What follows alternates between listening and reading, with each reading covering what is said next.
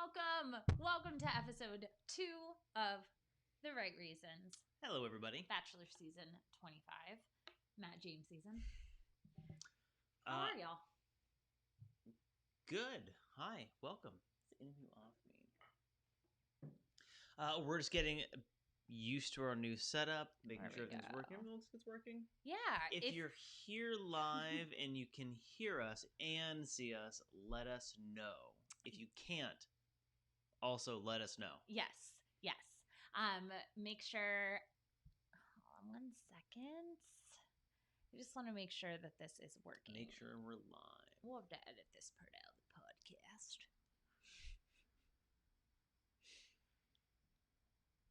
Oh, we are. Oh, excellent. Good. Sweet. Yay. Okay, Yay. Wonderful. Live. Just making sure. I think that there is just a slight delay. So if you can see and hear us, please give a comment, give a thumbs up to this video, and then we'll know that we are coming through crystal clear. Sometimes the internet is not always cooperative. Little wonky. It's a little wonky here. Yay! Yeah. Morgan's here. She says all good here in Boise. Fantastic. Amazing. Jen is here. Cassie is here live with us. She says, missed the live last week. So Welcome happy back. y'all are back. Thank you. We're so happy to be back.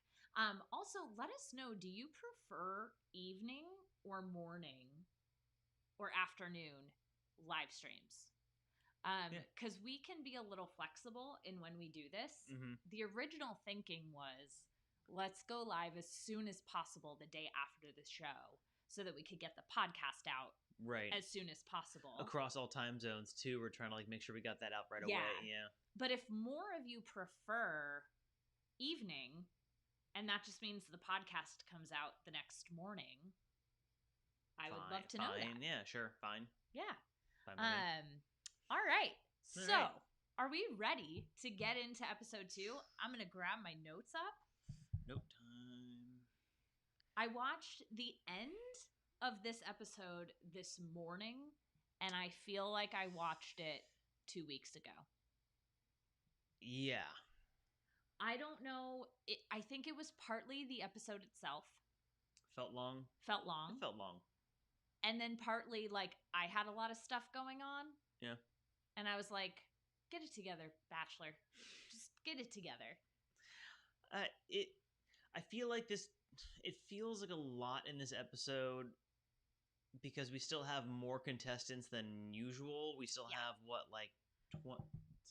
I don't know. I don't know. There's too many contestants. There's too many. It feels like the first night again because I don't really know anyone's names yet. I'm kind of learning a few here and there. It was a lot. It was a long episode. Felt long. Overall, I would say, and I know we're going to get into the nitty gritty of all of this, but I think overall, I felt this episode felt production driven. Oh, yeah. And night 1 usually feels production driven, which is typically part of why I don't like it. It's also just chaotic and there's not a lot of substantive conversation. It's hard to on night 1. Yeah.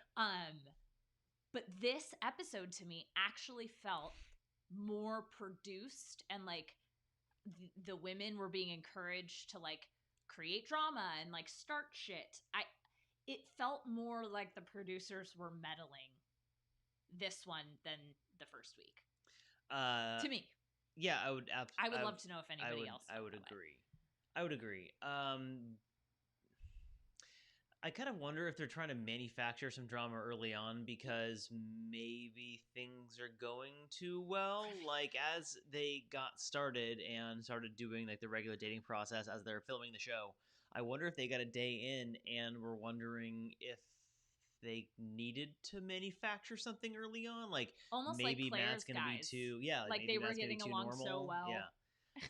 I don't know. I was exhausted pretty quickly going into this one. So I felt my patience wearing thin, and that is not a sensation that I get typically when I'm watching the show.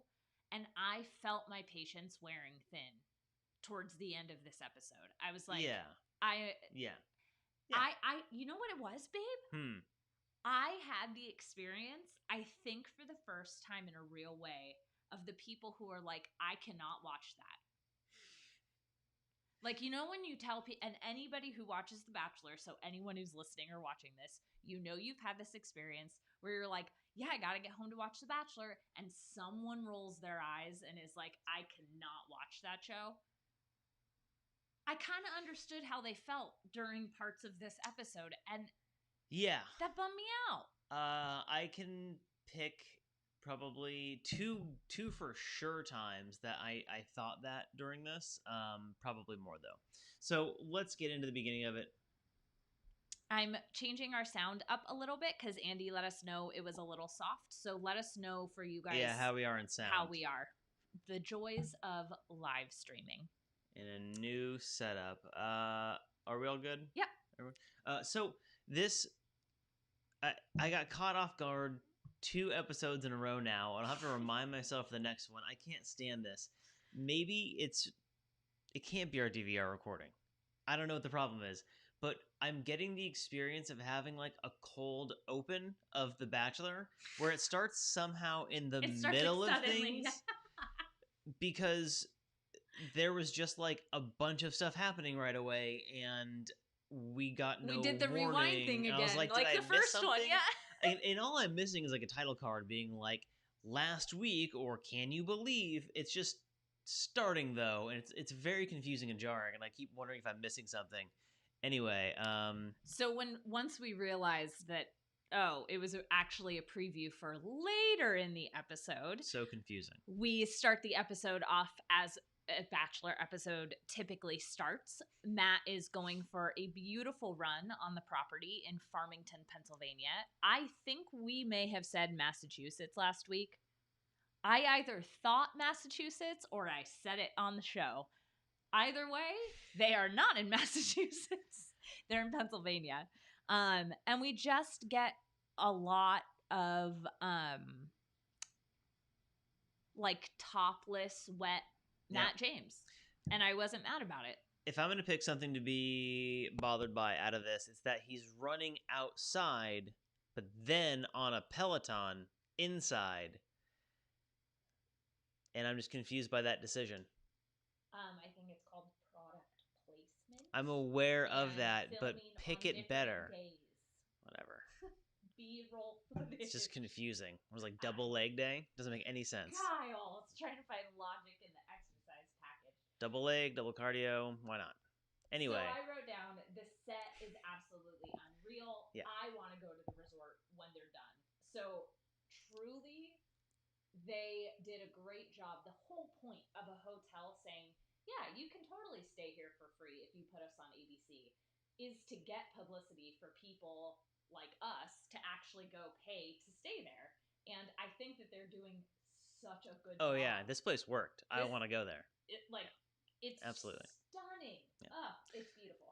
What was nice, we get the outdoor, like everyone's walking on, all like the ladies are walking on to the I would call it the mansion. The hotel sounds ridiculous. I think the mansion sounds resort. I don't know. They're going wherever they're going, wherever they're staying. Mansion. I don't know. They're walking in, and what I realized is that this is the first time, I guess, because Claire Tasha's hybrid season, I never really got the impression of this. This is the first time we're seeing all of the contestants together out somewhere that's not, a location that we're familiar with. Usually we get that every single season. We didn't get that last season, and they're doing a good job of hitting the similar tropes that you'd get were they traveling, but in the same location. They're working extra hard to make it look as extravagant and as distant and as travel-y as possible. Here's also the difference.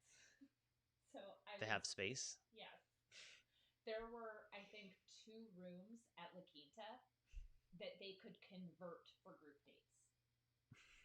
That's it. So they have the 2 rooms, the pool, and then their bedrooms, like the villas. Yeah.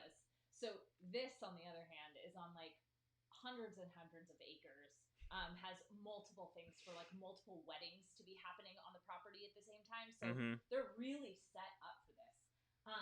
Everybody says that my mic is not picking me up. So we're going to pause for a second and fix this. How's that? All right. I'm going to talk now. Let me know on the delay if this is better. sometimes the mixer will get knocked. And thank you for all of you who said something about my microphone. Sorry for the pause. Thankful for the pause. Rachel's mic is way lower. Okay. But what about now? No, it's not better. Okay. It's plugged in. Okay. How about now? What about now? How about now? Thank you all for doing a so sound test they're with us. a couple seconds behind in all this. We'll see. Working before. I know. I just tested these like 20 minutes ago. All right. We're not frozen. We're just staring at the comment section for you to tell us if it works. Let us know if on Rachel's sound. Working. Yeah.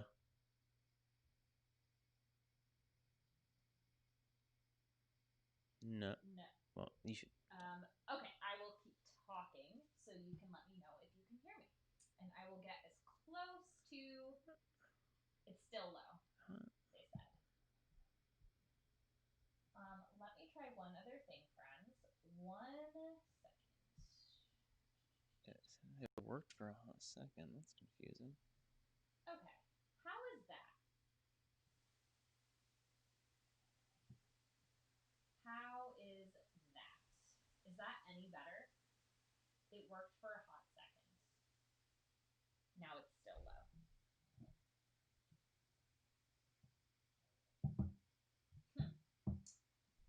Okay.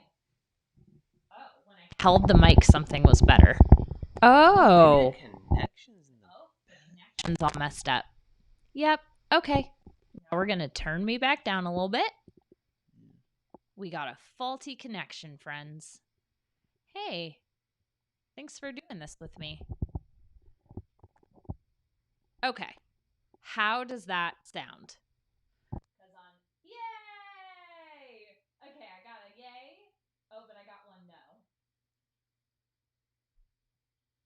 How is it now? Yay! Oh, fantastic. Okay. We just had a little bit of a faulty connection, which let's bring back to the show because there are so many faulty connections happening on this. Wow. Yeah, I know. I did it.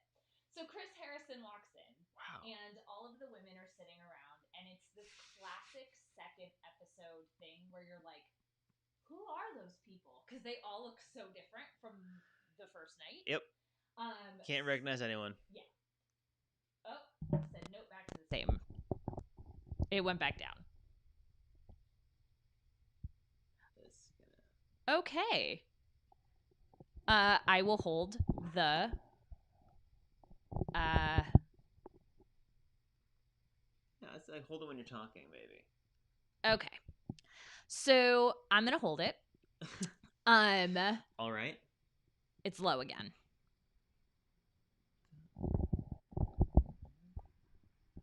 Okay. I am going to hold it and see if that works. Just let me know. So Chris says that there is going to be 1 group date and 2 one-on-one dates, meaning that not everybody is going to get a date this week.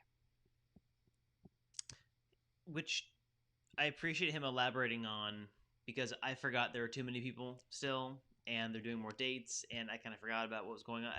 I appreciate the update on this. Usually I find Chris's involvement at this point kind of pointless. Like he just comes around and announces things and then does some very like produced skit at some point. So this felt normal. Yeah, it did. So Bri gets the one-on-one. I was very excited. She was one of our favorites from the first night. Yeah. And the date card says, "Love is an adventure." And then she says one of the most relatable things I've heard on the show. And she says, "I wore my worst outfit today." Which, it was excellent. In hindsight, is actually a great thing for her, based on how the date goes. Yes. Anyway, turns out the date is driving ATVs through the mud. Haha, great. Now, before go ahead. I wanted to address something that Anna said. And thank you all so much for your microphone and patience. I'm like holding it at a tilt, so just let me know if it goes out. I am so more than happy to sit here like this for the rest of the time. Although you all know I am a hand talker if you're a YouTuber, so this is going to be like the challenge of my life. I hope you know that. So Anna says, this is a game of time. And my thought was, the fact that it is being described as a game, whether that was given to her by the producers or not, the fact that it's being described as a game on set, I think would add to the psychology around the competitiveness between the women and feeling truly like time truly is the only thing that is a finite source. Like we only have so much of it. And this puts that on steroids. Like it really shines a light on that. Right. But it's not a game of getting time. That is not how I would describe The Bachelor. No, I think that you play, in the early part of it, you play games to get time, but that's not what it is. But I don't know. I agree. It's a weird view. I don't think that you have to play games to get time. Yep. I don't. Like, I really can think of so many people who went on the show, were truly themselves, and they were okay. Yeah. So Jessenia says that she's happy for Bri, and, you know, that they can just all focus on getting their own time. And this is like the most healthy view I've heard discussed during a girl chat. Yep. And then Victoria basically says, no, I'm not happy for her. I don't have a friendship with her. And I want to be on that date. And Anna says to her, you know, you're going to cause yourself to tailspin if you do that every single time. And Jessenia describes Victoria's behavior as lashing out. And she says an incredibly emotionally intelligent statement. She says, I think it's just a matter of how everyone copes with their emotions differently. I'm very capable of being happy for someone else while coping with my emotions. And I am certainly not the type of person to just dump my baggage on someone. Now, this is an emotionally healthy human being. She's like, I can be bummed out I'm not on the one-on-one date and be happy for Bri that she's on the one-on-one date. Yes. She's looking at it as an and Victoria is looking at it as an or. Yeah. She's not on the date, therefore, bad. Yes.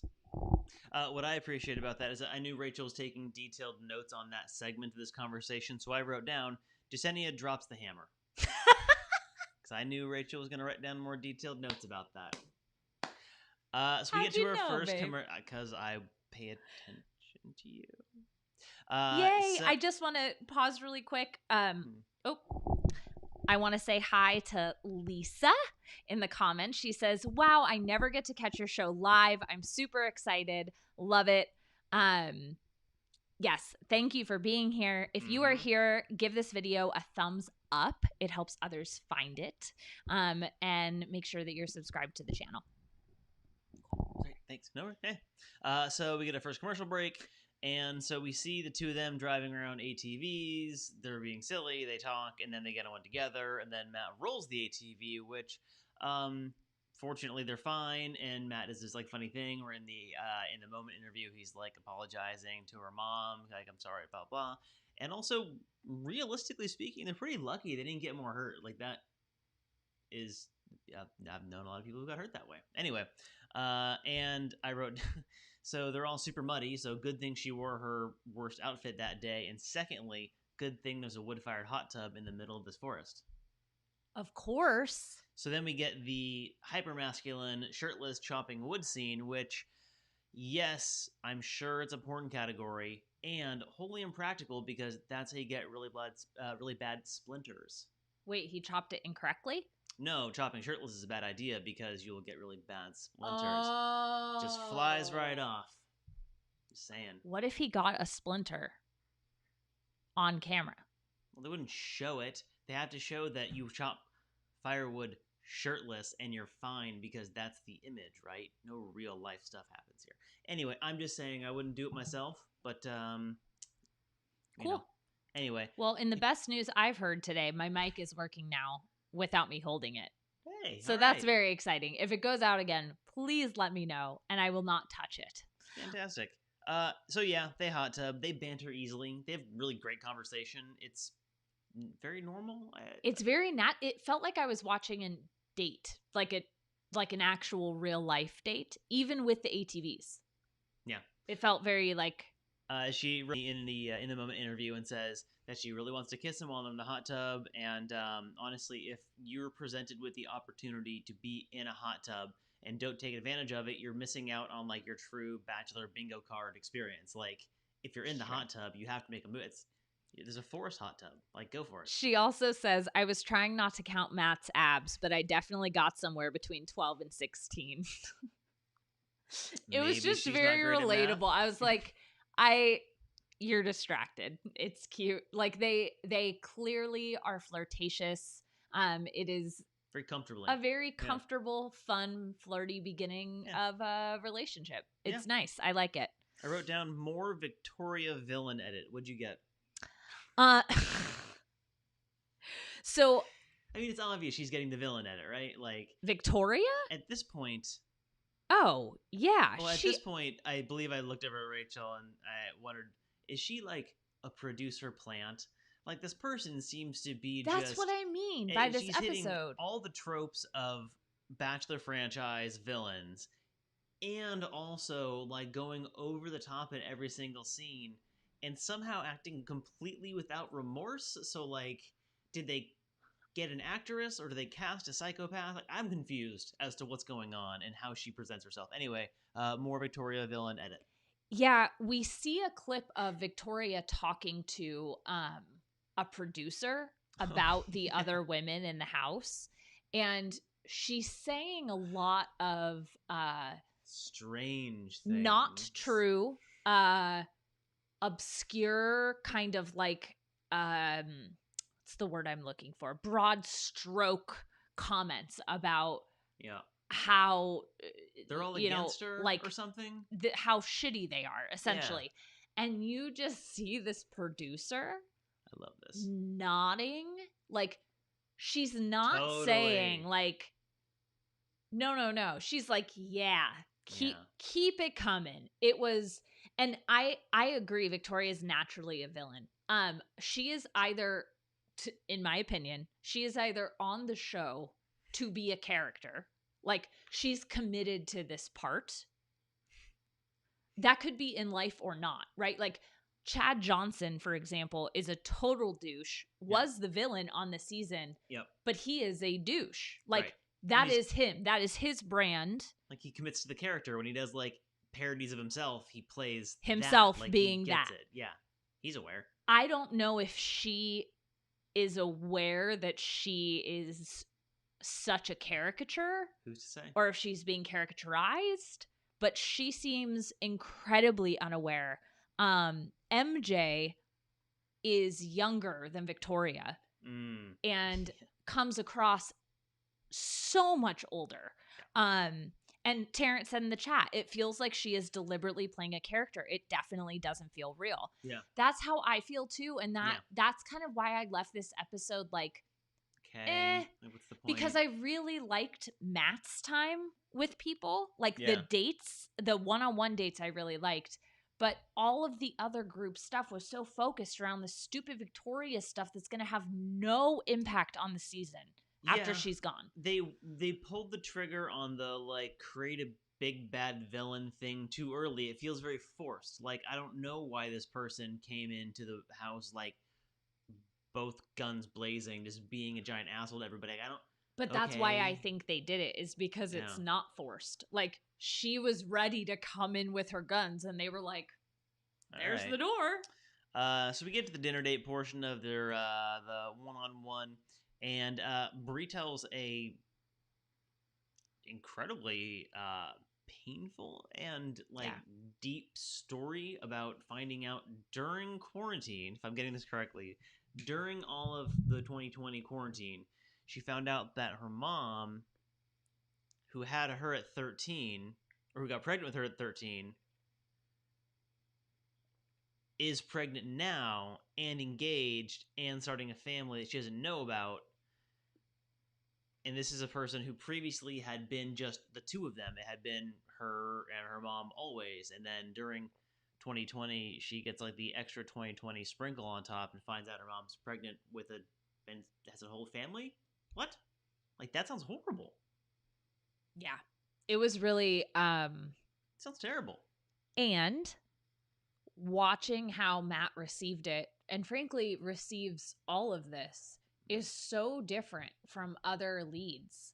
Oh yeah. Like he is in these conversations with them. I feel listened to, and I've never met Matt. Like, I'm not talking, nor am I in the conversation. And I'm like, you hear me. Like, he is so present and so truly empathetic, and like asks really good questions. And frankly, questions we don't get on the show often. Yep. Which draws me to one of the questions he asked, which I thought was really, really amazing. Because, they talk about how neither of them had a great connection with their dad growing up, and they connect over that. And he asks her if she found friendships with people with large families, and she found herself seeking that out. And she said like a light bulb went off, and she's like, totally. Like, I'm trying to find friends that are, part of my family, and I want to create this thing. And so they ended up having this really amazing talk because he asked really great questions, and she was very vulnerable. It was really sweet. It was a really wonderful example about how if the questions hadn't been asked and she had not been open to answering them, that they would have missed a really, really lovely connection. And that they had more in common than they even knew. Yep. And it's a great example to all of us to keep being curious and to keep asking questions. And sometimes the things that we think are so unique to us, like only I have gone through this, or like only I have experienced X, Y, or Z. And I mean, the reality is that emotions are universal, right? So regardless of what the trigger is, we may have not gone through the same thing, but we both know what it feels like to be sad. Yeah. And when you are open and vulnerable about your feelings, you can relate on those instead of just having to relate on topic and context, which they were able to relate on both with this. And that's why I think it was so powerful and beautiful to watch. Yeah, it was really sweet. They end it well.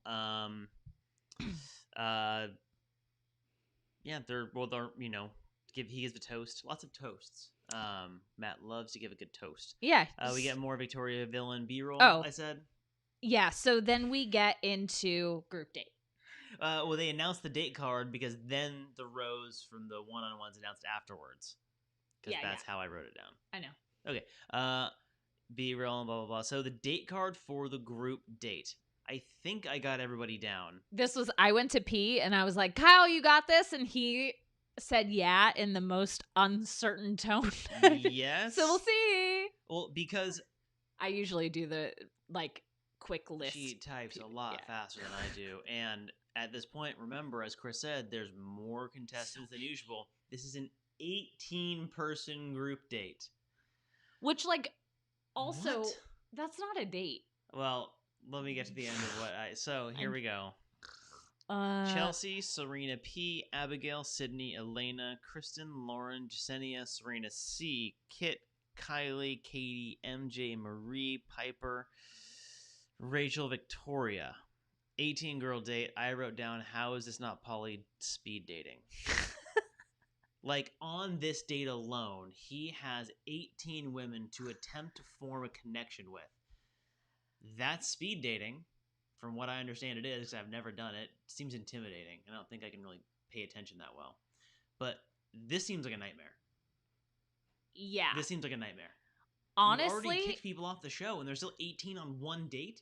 I gotta tell you, out of all of the reasons that I wouldn't go on The Bachelor, the number one reason are the group dates. Yep. I'm not athletic. And if I said that to a producer, I would be put on every athletic date. So I would look like a fucking idiot. Oh. Secondly, the competitive time thing. And like if this team wins, they get time. And if this team loses, they have to go home. And da-da-da-da-da. They do this every season. And I don't hate it. Understand. Hate it. If the true point of the show Bachelor is to find love, then why are we creating an 18-person date and then sending half of them home halfway through? What if we did a 9-person date in the afternoon and a 9-person date in the evening? I don't know. Just thinking out loud. It felt very unfair. Yeah. I almost always feel bad for the losing team. Unless they're like totally douchey and then whatever. I understand splitting the dates up. That would make more sense. That would guarantee more FaceTime. But it wouldn't allow you to humiliate the contestants and make them hate each other for arbitrary reasons. That's why there's competition dates. So, we get back to the one-on-one. Matt gives Bri the rose. Surprise, surprise. Oh yeah, let's get to the group date. We can skip through blah, blah, blah. Oh, one thing I like, though, they made sure there was fireworks going off, so the girls at the mansion, hotel, whatever, knew they were making out. That's a fun thing they do on the show, where they really rub it in to people stuck at home. More villain B-roll, miscellaneous bickering is what I wrote. This is what happens when I go to the bathroom. Well, this is when MaryLynn and Victoria have their first like little spat, where Victoria says that MaryLynn is psychologically disturbed. Cool. That happens. We're gonna talk about this. Okay, so we get to the group date, and I want to kind of breeze through some of the group date stuff because there are some things. No, not because it was brutal. No. I want to breeze through the group date stuff because there were some things that happened later in the episode that I think are so important to talk about that I want to talk about those and not talk about the wedding dresses. All of the way the contestants were handled on this group date was brutal. Like, they were tricked like 3 times by production. It was like, it's going to be this. Now it's going to be this. Now it's going to be this. It was a lot of jerking around. So they do a photo shoot, like a wedding photo shoot. All the girls pick dresses. It's romantic. Blah, blah, blah. And then they stop them. Half of the girls get to do a photo shoot. And then Chris comes out and says, hey, surprise, JK, not a photo shoot. Well, it was for half of you. You're going to now go play Capture the Flag, but it's not called Capture the Flag. It's called Capture the Heart because you're on The Bachelor. So I wrote down, I hate this. Then MJ's team wins and Mari wins Most Valuable Bride for giving it her all. For podcast listeners, you couldn't see my eyes look up at the camera for that. Oh, it's so terrible. So the rest of the gold team goes home, which includes Rachel, Katie, Chelsea, Sydney, Abigail, and Serena. And frankly, these are actually all women who we saw pretty prominently featured in night 1 and in the first part of this episode. And then somebody said, you can't fall in love if you can't get time with a guy. Katie. I wrote down. That's what Katie said. It was Katie? I wrote down, she needs her vibrator for confidence. Because she was so much more confident when she had it in her hand, walking around talking to people. I don't think that statement is lack of confidence. I think it's factual. She just seemed sad. She was much more happy when she had that in her hand. It was like a little like... Well, yeah, she got time with Matt. Now she had to go home. I did also one thing from the physical competition that's super, super like dumb. They give the girls purses and bouquets to hit each other with. That's horrible and stupid. I do like, however, how none of the contestants got overly physically combative. True. I appreciate that. True. Usually in other seasons, we've seen someone take a swing at somebody. There's a bloody nose. The Bachelor comforts them. Then they get accused of taking time, faking an injury. We didn't see that, and I like that. That's nice. And here's the thing, like, I know some of you in the comments are like, this is why you're not TV show producers.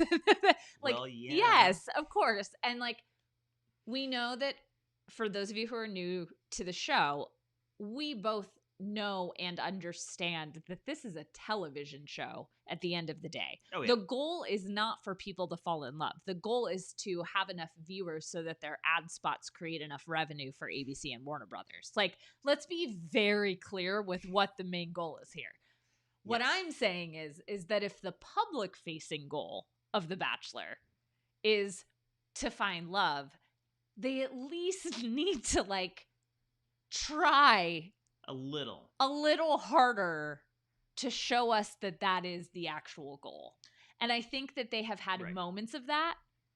But what I'm saying is that these hyper competitive dates where people lose time, not because they didn't earn it, not because they didn't participate, but because they didn't win in Right. what? Like, Right. I don't think that is in alignment with even the like back end of the show. I don't know. Well, I just don't like it. So the first three, if I'm thinking back about other seasons we've seen, and I want to get back to this episode, but now that I'm thinking back, the first 3 episodes of a season usually are more like fear factor, fight for my affection, prove yourself worthy of like this amount of humiliation and punishment. Yes. Then the actual dates start, because then they start traveling, they start doing more things. The first couple are usually like these hyper competitive. There's always like eat something weird is usually around that, or sing a song if you're a guy. Like if it's women, it's fight. If it's men, it's be emotionally vulnerable. It's these weird types of like humiliate yourself on camera, and then at some point you'll be able to get time. It's like they suffer they for take me and then show. Like, they it's take weird. traditional gender roles as if there are only 2 genders, and then flip them and then say, haha, that's funny because usually men fight, but now women are going to fight.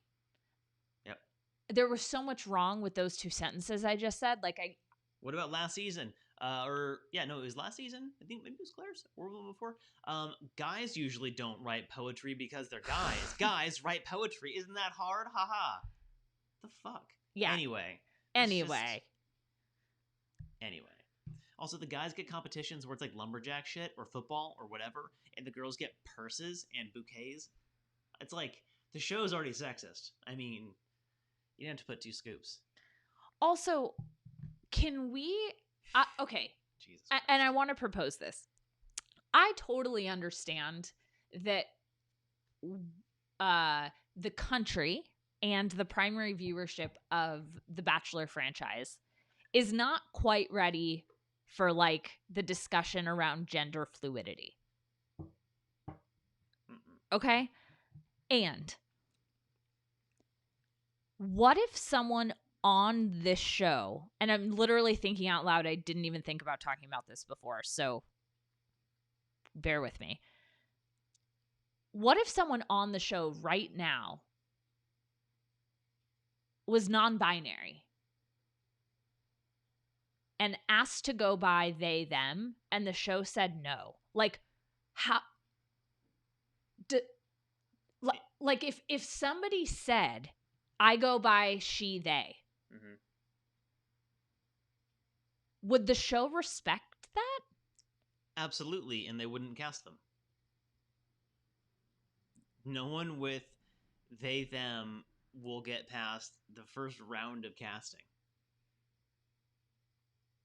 I'm curious if there's a pronoun option on the application. That's what I'm saying. Like, is this even a conversation, or is it like you have to be male, female, and heterosexual? I would like to see. Well, I would like to say that from the amount of, like, inclusion. Inclusion sounds like a weird word to use. Like, forms I've seen that are for humanity that now have pronoun options, like a bunch of different things that I've done for like I don't know, it's government stuff, state things. There's pronoun options everywhere now. You'd think a show like this large would have awareness of it, but I find myself so jaded by what I know about how they've done things, like cast racists for a black bachelorette. Yeah. On purpose, by the way. I'm just gonna say they're on not purpose. They're not doing that. I don't think pronouns get a choice here. I want to just read out BBAND's comment in our chat. They say they would not admit it, like Demi not admitting that she was bi. So here's the thing. I don't think that was Demi. I think that was the show. I don't think that the show wanted a contestant vying for a heterosexual male, cisgender male's attention to talk about her sexuality and her bisexuality. Especially with the fetishization of female bisexuality in our culture because of shame and stigma and lack of education. Cassie says they don't even have a size inclusivity. They couldn't cast a non-binary person. Exactly. Like,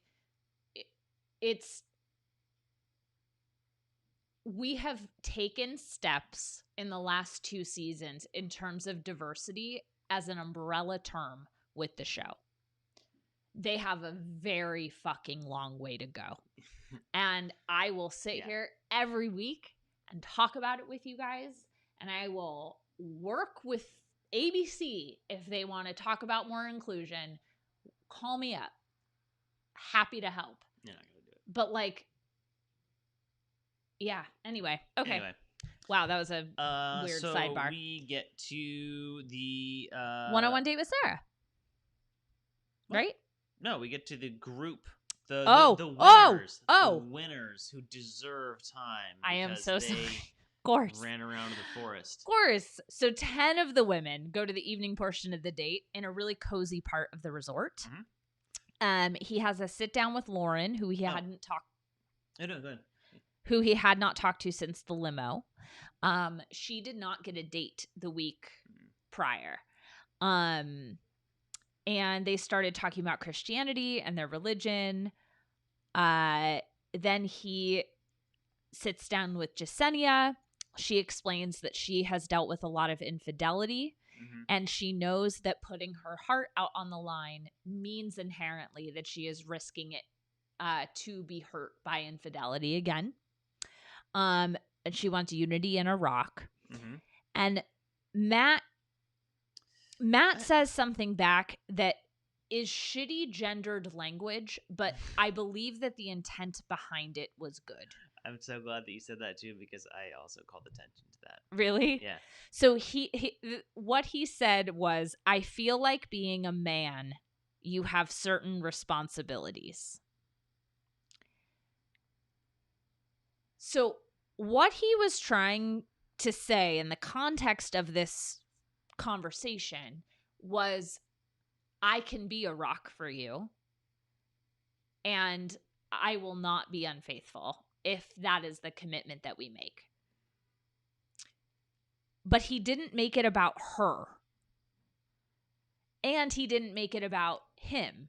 Right. He made it about men. This external idea of what a man is. Yeah. So it wasn't Matt saying, I will be there for you, Jessenia. It was Matt saying, men have a duty to be there for women? Yeah. I wrote down, he says, paraphrasing, as a man, you have certain responsibilities, protect your wife, provide for your family, something else that's not your choice if you have a penis. But it's that kind of stuff. Like, then you think about somebody who's watching this. Think about someone who's like 18 years old, 17 years old watching this. That's programming outside of what you really think about, because you hear it a million times. A guy is supposed to do X, Y, and Z. A guy is supposed to do that. It builds up after a while. One thing I wanted to call attention to that I found very interesting is that when he's talking to Lauren and she talks about how she's been looking for a man of faith, and he mentions that he hasn't taken the lead in dating when he's talking about being religious. He hasn't talked about being religious often in his dating life. This was really he says people are kind of turned off by it. So I remember the beginning of the episode, or the beginning of the season, when he said a prayer to start things off, and it shook some of the contestants their core. So that's clearly not a turn off. Obviously, the fan base, the contestant base of this show, the pool they draw from, is primarily heavily Christian. Yes, obviously, we know the trope. It happens every year, blah, blah, blah. Great. And I'm curious as to someone who is so religious, openly now on TV. Maybe it's him, like, being dishonest for the first time, whatever. Why he thinks specifically that it's a turnoff, though. I thought, what we saw him over the summer last year with, like, Hannah Brown, hanging out in her group of friends who were all also very heavily outspokenly Christian. So I'm trying to think about it. If he lives in New York, though, that might be a little bit different. If he's in the dating pool in New York, being outwardly Christian, is this a regional thing? Do you think that this is him having a predisposition to what saying I'm Christian leading with I want a faith-based like life or whatever, or a heavily faith-involved life? I wonder if his predisposition, think that's a turnoff for a lot of people. He said a lot of people. So you have a question in the chat. Yeah. B-Bean says, Kyle, do you think Matt is giving mixed messages about his religion? I don't think he's giving mixed messages about it. I think he knows how important it is to him. I think that he's a little bit... I think he's not embarrassed, perhaps, but I think he's shy as to show how important it is to him. And I'm still curious as to why he thinks that a lot of people find it to be a turnoff. Can I share my therapist take on this? I would... Sure. And it's just a guess. Obviously. I think, based on what Matt has said, he has been afraid to have anything serious. And religion is a serious, important value to him. If he doesn't share a serious, important value with someone that he's dating, then it's not a serious and important relationship. So to me, keeping religion out of it kept his dating light. And that was a safety mechanism. Yeah, I could agree with that. Jesus Christ. What? So little insightful. Okay. But yeah, I mean, that makes... Anyway, I thought that was interesting. Your how face. Someone who started the whole thing off with a prayer said all of a sudden that he's concerned... Whatever.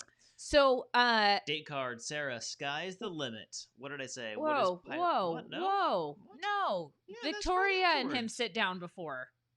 I had the date card comes before, and then they talk after. That's the order that I wrote it down in. Okay. Whatever. Good. Sorry, we usually just wrap the thing and then just move into the next thing. Oh, go ahead. So he and Victoria sit down. She calls him a prize. So again, more of this language around the fact that it's a game. And she starts talking to Matt about her insecurities, which earlier in the chat during our live stream, someone asked us, can you say one positive thing about Victoria? This is something I think is positive about Victoria. She was really open and honest with Matt about the fact that she was having insecurities about her physical appearance. And she was saying that she was thinking things to herself like, do I look fat? And then Matt empathizes with her and basically says, I tend to come across like I have everything together, but I don't. And like, whatever. I wrote down that you can tell that she was definitely bullied as a kid, possibly as a young adult. And she makes a comment about the conversation being very deep. So either we did not get to see parts of the conversation, which is possible. Super common. Or she has a very interesting definition of what deep means. Yeah. And then Lauren gets a group date rose. Yeah. I was so happy about this. I loved this connection. And then Victoria says, maybe sharing my things isn't enough to stand out. She also asks Lauren if she expected that rose. That's nice. I wrote down Lauren gets the rose for being herself and not getting in her head about not talking to him on night one. Because that's so common. So many people who don't get to talk to the lead on night one, they lose their mind. And then don't get a date? No, I think she talked to him on night one, but then didn't get a date. She only talked to him in the limo. She did not talk to him on night one. That was the thing. She only talked with the limo. But she, and Oh, and she was on this date. Got it. Yes. Okay. But like that was it. Yeah. And so Got it. I see.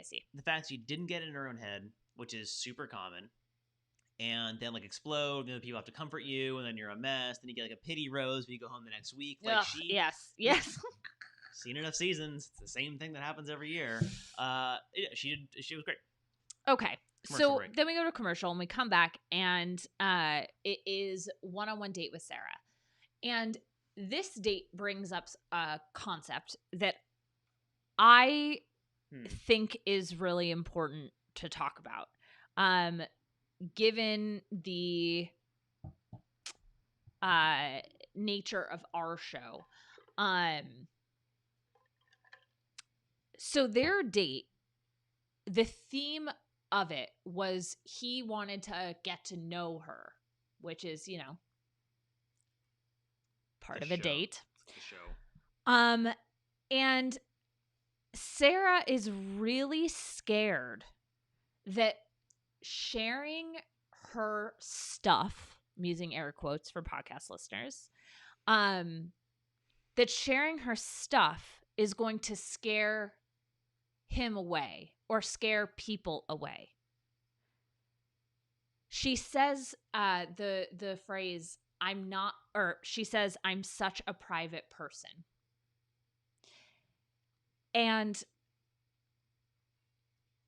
she's basically afraid to tell him about the reality of her life, which is her dad has ALS, and she has put her career on the back burner for right now to move home and help take care of him. Every single human being on the face of this planet has quote unquote stuff. It's called life. We are constantly on a spectrum of stuff we're dealing with, right? Whether it's a sick family member, a financial issue, a career change, all of this. We all have stuff. Keeping it inside and not sharing it with anybody doesn't keep you safe, and it doesn't make you strong. It just hurts you. And what I loved was she pushed through this fear. She shared with him the things that she was afraid to. And he says, well, I have a question for you. And I thought in my head, if he fucking asks her, will you accept this rose after what she just shared, I'm going to throw my coffee at the TV. Like I was so ready. And he says, I quote, what can I do throughout this experience to show you that I could be someone you'd want to be with?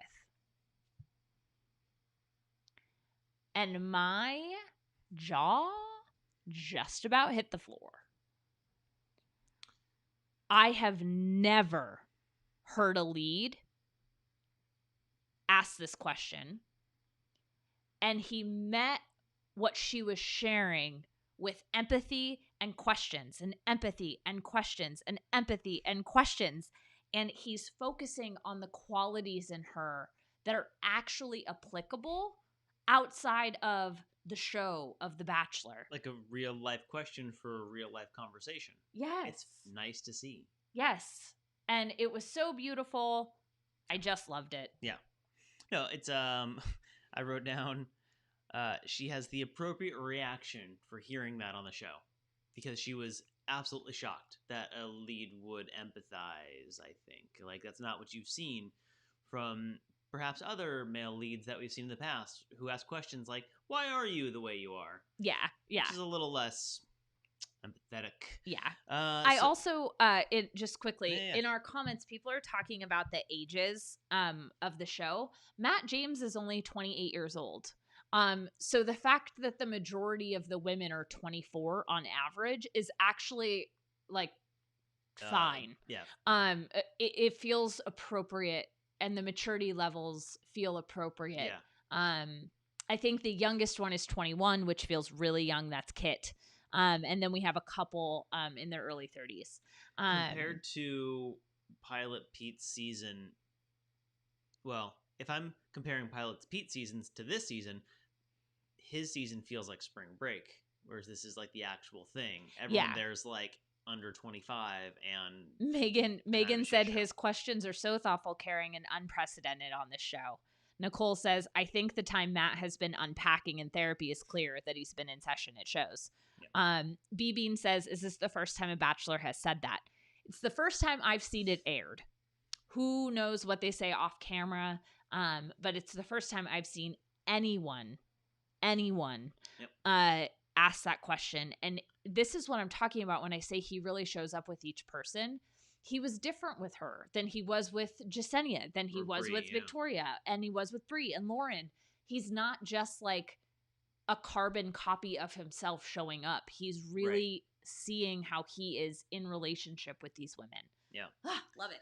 Her response to that question, by the way, was asking him to be as real as possible and that life will throw curveballs. And she doesn't take it lightly that she was able to open up to him. They make out. He gets to the rose. They make out some more. He's into her. He gets her face powder on his nose. I don't know if you guys have seen this TikTok going around. I had so much empathy for her. It's anybody who uses like translucent setting powder for shine. She had some on her nose, and when they go and make out, there's like this hilarious TikTok going around when she pulls away from his face. His nose is covered in like beige. It looks like he just did beige cocaine. Like, but it's just her makeup that rubbed off on his face. And it's such a relatable moment because it's like, that's what would happen in real life. That's like what would happen if you're wearing stage makeup in real life. Exactly. Like makeup for TV and making out. Yeah, like, that's what happens. Yeah. Well, we've seen that before a couple of times, and there's like a hug on like the Bachelor's suit has like a face mark on the shoulder. We've seen that a few times, but it's always funny. Yeah. So we get a commercial break, and then it's the second rose ceremony evening. Yeah. Let's just pause real quick. I just wanted to thank all of you for being here live with us. Take a moment, make sure you're subscribed to the channel, click the thumbs up button under this video, share it with a friend.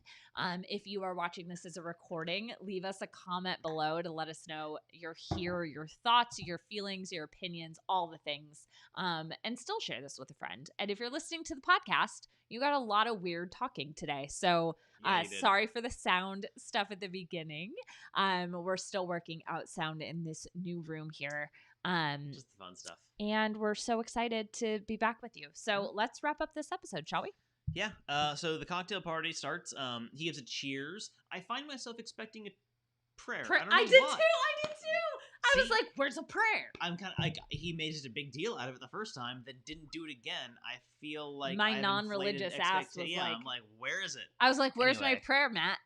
Wow. I've never said that before. Someone's not taking tonight seriously. Way to go. I think I have a crush on Matt. Anyway, that's understandable. I do. I definitely have a crush on Matt. You know the amount of shirtless shower scenes we have upcoming in the season, right? Oh, I'm ready. Yeah. You'd be lucky if you got like half the Colton content in this season. Anyway, Colton's gross. But they showed him half naked. Whatever. I didn't want to see Colton half naked. You didn't get a choice, did you? I closed my eyes through some of it. Anyway, so it starts out talking to Abigail, and that's a really, really great interaction. Abigail got the first impression rose the first night, if you remember that. They do a cute thing where they talk about setting up like a secret signal they can do to each other, show each other they're like thinking about one another, like during certain types of filming or whenever they're walking around.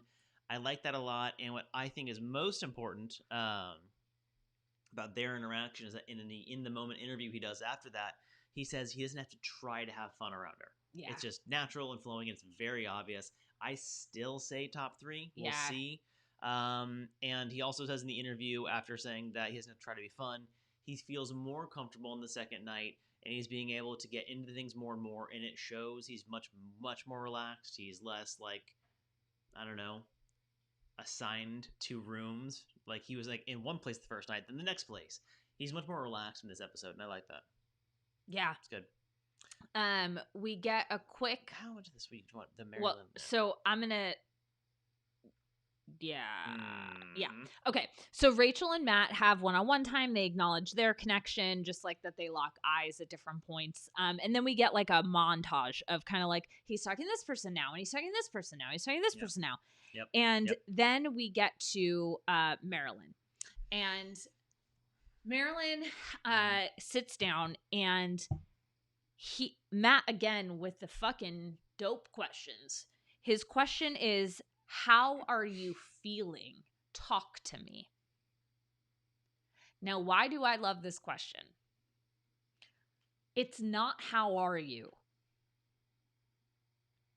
How are you feeling is different from what are you thinking, and is different from how are you. And he asked her specifically, how are you feeling? Talk to me. It's pretty good. Which is basically like everything you could do besides be like holding space. Like literally, like you'd have to like physically hold the space. Yeah, like, with the word structure, it makes her the subject of the conversation. It makes it her space to speak and gives her acknowledgement that he's there to listen to it. Yes. It frames a perfect beginning of a conversation. Yes. So MaryLynn was in a position that many past Bachelor contestants have really done themselves dirty in. Uh-huh. She was feeling incredibly insecure and nervous because this is who I was confusing it with. She didn't get a date during the week. So all these women went on this group date. He had these 2 one-on-ones, and she was one of the women that didn't get a date. So when he says, how are you feeling? Talk to me. Instead of blaming him, blaming production, blaming other women, blaming anything outside herself, or really blaming anyone, she answered honestly and said, honestly, I feel. He said, how do you feel? And she answered with, I feel. And she said, I feel insecure and nervous. So he actually asks her for her emotions. And instead of blame, she responds with those emotions. He then understands why, because she explains. And then he has this orchid for her because... Out of nowhere. Because what I'm guessing is because she didn't have a date. Like, he wanted to do something nice or whatever. Or maybe the producer... Whatever. It doesn't matter. It's her favorite flower, we find out? Yeah. What I really liked, though, and what stood out for me in this was really how she handled it. Because we have seen women go into the victim mode of, I didn't get a date this week. This isn't fair. Everything bad's happening to me. I'm not getting enough time with the lead. And MaryLynn was like, I didn't get a date this week, so I'm feeling insecure. And that's a vulnerable thing to say. Yes. And for after that, this whole thing to start with Victoria. So stupid. It was really hard to watch for me because MaryLynn had just been so honest and kind with her feelings. And it's very clear that Victoria is also feeling nervous and insecure. Victoria is having most likely a very similar emotional experience to MaryLynn. MaryLynn is naming the experience and feeling her feelings and holding them. And Victoria is not aware of her experience and acting on the emotion without thinking about the behavior. And this is what the rest of the episode is. Yeah. And unfortunately, that is the rest of the episode is... I mean... I don't even think that the nuance of like who said what when to who is important, because it doesn't. The overall gist is that Victoria's doing whatever she can to stab MaryLynn in the back. I don't know why she's doing it. She just seems to be the easiest target that she's figured out. Maybe because she is A, just shooting wildly, B, the like conniving enough to figure out who hasn't had dates this week, who could be the most vulnerable ones to pick off of the group if she's really that. But no, it's it so couldn't be weird. That. It couldn't be that. That would be way better of a show if that was what's going on. But so, no. It can't be. Andy in the comments just said something that I was literally just about to say. She said, I think that there's more complexity to Victoria than what meets the eye. I agree completely. Absolutely. She is clearly a very multi-layered human that is having one part of her brought out in this experience. Yes. How much of that is production versus her own emotional management and awareness? Who knows? Because we don't know her. We only know what's being aired. She is someone who I would love to have on this podcast afterwards. I would love to talk to about some of the choices that were made. Because to walk in and say, Queen, my name is, like, your occupation says queen. Like, you know that you're going to have people already kind of looking at you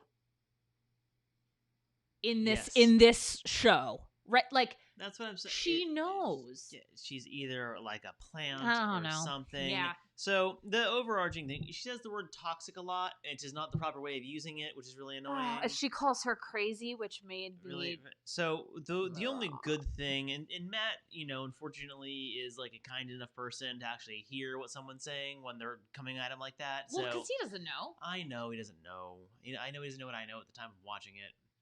Though I do always at this point find myself wondering what the lead is thinking watching this back, because they don't see it until we see it. They don't know what the show actually shows until you're watching it. So I would love to know how he felt watching Victoria just go off the rails behind the scenes. Anyway, he says that in the moment, she was saying that she might have been kind of bullied, and then he pauses for a second and he goes, and that's whack. And I appreciate so much him making his stance on bullying known. I very much appreciate that. Bullying's whack. You heard it here. Which, you know what? I could have guessed based on his work. So we get to the rose ceremony proper. And at this point, I wrote down Victoria feels like a producer plant to a T. Like, there's not chemistry between her and Matt, at least not visible that we're seeing. Mm-hmm. She's not getting along with anyone. Mm-mm. She is overtly trying to cover up her insecurities by overcompensating. At least that's what it seems in the little that we've seen. Yeah. And either she is being like extorted by product, like either she's being so manipulated by production, or she's just I don't know. There's something off there. So we get to rose time, and it says, "Will Matt never resolve anything?" I always don't like when they do this, when they leave something like hanging or unfinished, and they go right to a ceremony to make extra pressure. I did write down, why in previous seasons have we had Demi hiding in a van exposing people who are lying about not having partners outside of the show, or girlfriends, or lying about something else? Why don't we get Demi in a van finding people who are just trying to backstab randomly inside the house? Why don't we have like a morality officer as a previous contestant just chilling out being like, hey, you're being a dick and you're lying to the lead? And I that like could that. be it. I would have it be Demi. She was great at doing the van thing. Like, do it. It'd be great. It was shticky and I liked it. And I think Heather was there too. I think so too. Yeah. Okay, so Sarah and Lauren and Bri already have roses going into the rose ceremony. Yes. And then we get Piper, Kit, Maggie, Rachel, spelled wrong, Abigail, Chelsea, Jessenia, Katie, and Serena C. And then we get an in the moment of Sarah, who is clearly talking after this has happened, but she's talking in the moment of the rose ceremony that she started to feel very overwhelmed, that if he were to keep Victoria, that would essentially confuse her in terms of what he is looking for in a partner. She all of a sudden would be questioning his judgment, if she wants to be like there. If she wants to stay, which from her perspective, I think is fairly valid. Yes, at least from what we've seen. Right. Again, but I imagine if she's been in the house, she's been witness to more than he has, obviously, of what's going on. So from her perspective, if that's what is going on, and I understand the other contestants' reactions, various parts of the episode, and Victoria's trying to stir shit up. They're like, okay, yeah, you seem like that. Sure. If you're upset, okay. I didn't see it, though. Whatever. Yeah. So Sarah basically almost faints. Yeah. She says she's starting to see stars, like her vision is narrowing. She goes to the other room. They call the medic in. Yeah. Bri helps her out. She's very clearly seen someone pass out before. Yeah, Bri was great with her. Bri just keeps going up on my list. Yeah, top 3. She helps her. It was very clearly like an anxiety response. I wrote stress, but like yeah. like a stress anxiety. Like she was in her own head and standing still, and it looked like her knees were locked. Yeah. I guarantee they stay there for so much longer than we think. So long. You guys, some of the rose ceremonies can film for like 5 to 7 hours. It's again, I wondered the magic of why their clothing doesn't get wrinkled. Someone tell me that. Well, they fix it. With what? Magic? So we get a to be continued. We don't know who the rest of the roses go to, except for we see Victoria's still there. So she clearly gets a rose. Yeah. People are talking about what's quote unquote normal in the preview. And the quote from Matt that I took from the preview was, I found those feelings with her, but it hurts. I'm intrigued. Yeah. Guys, we'll see. I really like Matt. Yeah, good contestant. Bachelor, whatever. I really like Matt. Yeah. We'll see what happens. So far, he's killing it. Yeah. Let us know if you like this time in the comments. Let us know what time of day you like for live. And we'll see if we can make it work in our schedule. Thank you all so much for being here, whether you're live, recorded, or listening to the podcast. We're so grateful for you. And I have something fun for y'all next week. So make sure you tune in. I have a little surprise. Let's see if I wrote down my top. I have my top 5. I'm going to go back to my top 5 really quick. Bri, Abigail, Sarah, Mari, Katie. Ooh, we got one question before we go. Bri, Sarah. I'll stand by that. Bri, Sarah, Abigail, Mari, Katie. Kyle. Sure. Yeah. Scale of 1 to 10. Please grade Matt as the Bachelor to this point. Current, like of second episode? I'm assuming we can't judge more, so yeah. Yeah, then 10. 10? First two episodes, 10 out of 10. Yeah. I have not seen him slip in any way. Like, and by slip, I mean like he's present with the women. He's good at in the moments. He's a helpful narrator. He's empathetic. Yeah. He's handsome. I get to look at him with his top off a lot. He openly admitted his perception of people his age are not into organized religion. Yeah, he's bringing That's up interesting conversations, and I'm digging it. Thank you all. Definitely click the thumbs up on the video. I know it sounds stupid, but it really helps us. Super helps. We will see you next week. All right, everybody. Bye-bye. Bye. Bye.